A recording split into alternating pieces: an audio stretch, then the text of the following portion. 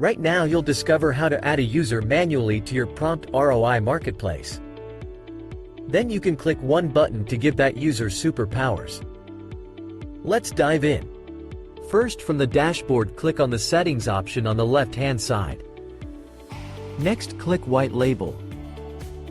Finally, in the top right corner, click Invite. Then enter the email for the user you want to add. Then enter the full name of the user. Finally, click the Invite button. You'll see a notification that the invite has been sent successfully.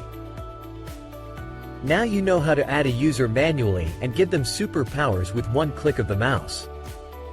Remember, super user powers are typically reserved for people who work for you. Employees, contractors, etc. If you want to resell access to your AI prompt marketplace, create a subscription and let your users sign up that way.